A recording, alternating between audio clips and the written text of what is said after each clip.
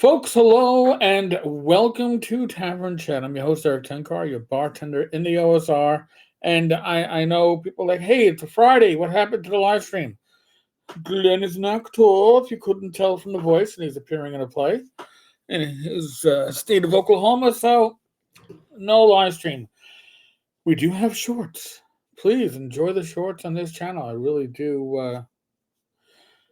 We put it out there so you can enjoy it and get a taste, especially the live streams.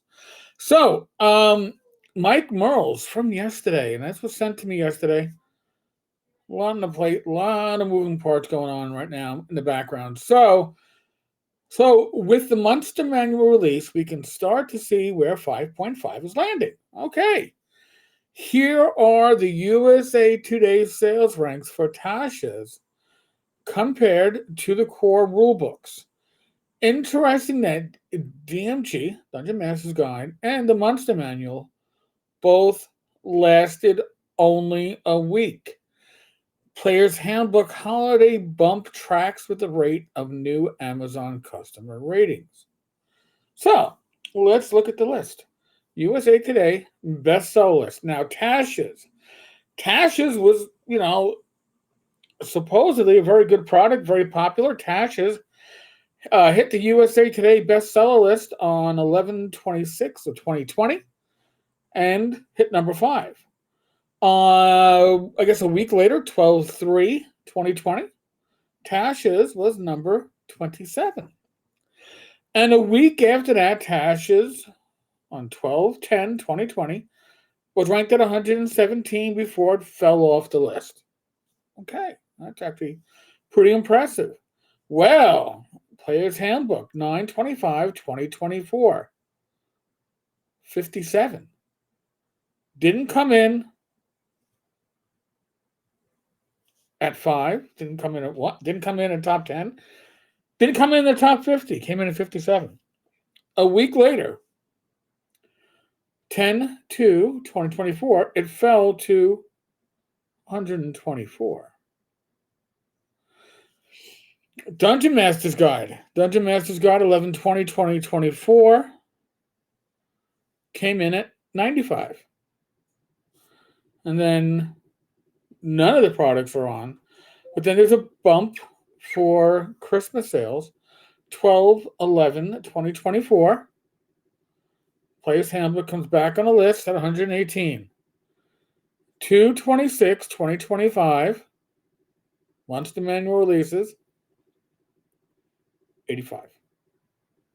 So, this is the best seller. This is the best 5.5. D&D 24 is the best ever for sales.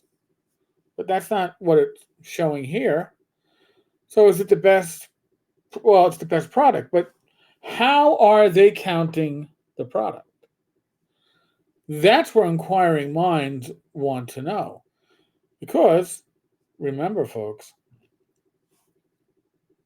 D&D Beyond, if you order directly from WotC, and, we don't know if these numbers include direct sales, but if you ordered directly from WotC, you were likely ordering to get the bundle, so you could get the early access and your free digital tchotchkes for Project Sigil, or whatever is finally. I guess Sigil's his final name. So, what does that mean? Excuse me as I drink from my hobgoblin glass. Well, it means that at the very least, 5.5 is not doing as well as Tasha's was. Now, 2020, year of the pandemic, right? COVID, world comes crashing to an end. 11/26 was, I think, 2 months after my last hospitalization. I know. I did the trifecta in 2020 and no COVID. But we are seeing word of mouth that 5.5 is not being readily, I don't think accepted is the right word, but campaigns are not moving over to 5.5 readily. We've seen that in the numbers that WotC, their what was it, vice president, who's bragging about the number of D&D Beyond accounts, and hey, 1 out of 5 D&D Beyond accounts apparently created a 5.5 character. That isn't very good. That isn't very telling. But now here's the big but, and we're gonna probably do another video tomorrow about Hasbro's sales figures and how they decided not to even mention Dungeons and Dragons on their fourth quarter when it was their 50th anniversary of D&D and the release of a new edition. All these things that should be awesome. 5.5 is a pivot to digital. Okay. And we know that. WotC knows that. I don't know if the player base for 5e knows that. Or maybe they do know that. And maybe that's why they aren't, even those on D&D Beyond, aren't quickly moving over to 5.5. Remember the argument with 5.5, because they tried to hedge their bets. Okay? They didn't want to get the pushback of everybody has so much invested in 5th edition. They didn't want to get the pushback of, I got all the support material, I got all these books, adventures, third-party publishers are going to be screwed, their backstock is going to be worthless. I don't think they worry too much about third-party publishers, but they have a lot of backstock, I'm sure, at WotC. And they don't want to just have to mark it off. So they said, D&D 2024. Now, remember, too, they're not talking about editions anymore, right? It's D&D 2014, D&D 2024. We're just going to go by year.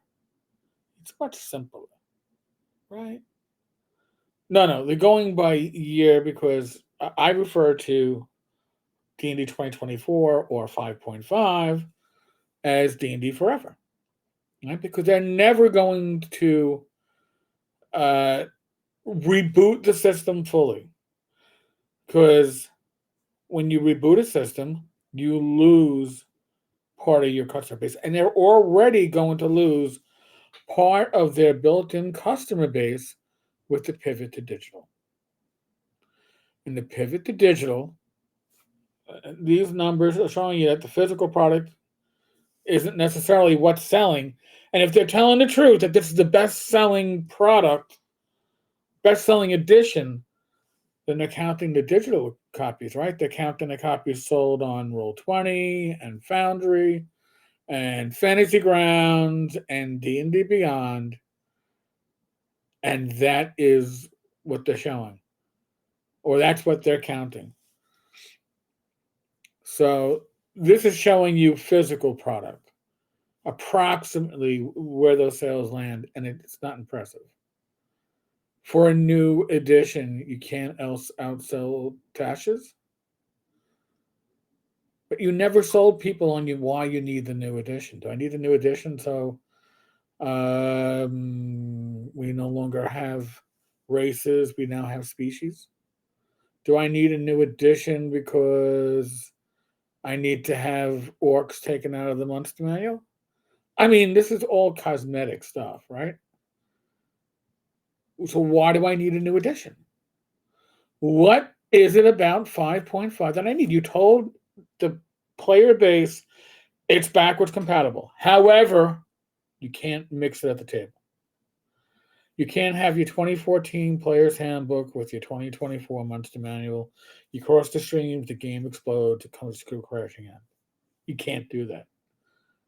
But it's backwards compatible, and you can use your 2014 character in a 2024 campaign, but you wouldn't want to because you're going to be underpowered.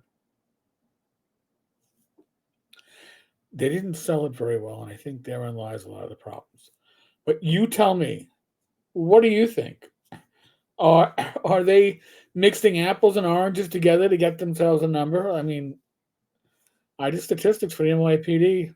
Oh, well, over 2 decades ago.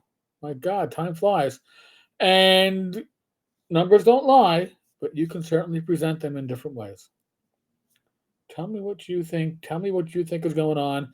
Tell me what you think the future of D&D is as a brand, as an IP, as a game.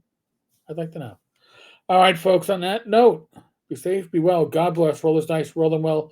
Tomorrow night, Gamers Health, Rach and I, 8 p.m. Eastern, on this very channel. Join us. All right, folks.